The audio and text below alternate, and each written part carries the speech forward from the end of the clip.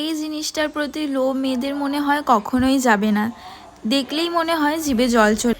Hey hello everyone, কি খবর সবার? আশা করছি সবাই খুব ভালো। কাল রাতে দই বড়া বানিয়েছিলাম, তাই ভাবলাম এই গাছ পাকা তেঁতুলগুলো দিয়ে, যখন ঘরেই আছে এগুলো দিয়ে চাটনি করা যাক। আর তেঁতুল দিয়ে এইরকম চাটনি আমি সবার প্রথমে তেঁতুলগুলো ছাড়িয়ে নেব, আর কড়াইটা গরম হয়ে গেলে তাতে সামান্য পরিমাণে তেল আর 5 ফোড়ন দিয়ে তার মধ্যে কিছুটা টমেটো দিয়ে দেবো। আর টমেটোটা তুমি দিতেও পারো, নাও দিতে পারো, তবে আমার ভালো লাগে বলে আমি। তোমরা এখানে তেঁতুলটার দানা ছাড়িয়েও দিতে পারো আর টমেটোটাও পেস্ট করে দিতে পারো, তাতে চাটনিটা অনেকটা মিহি হয়, কিন্তু আমার এরকমই ভালো লাগে।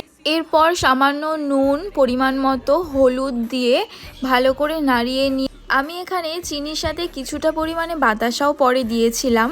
তো ভিডিওটা কেমন লাগলো অবশ্যই জানিও কিন্তু।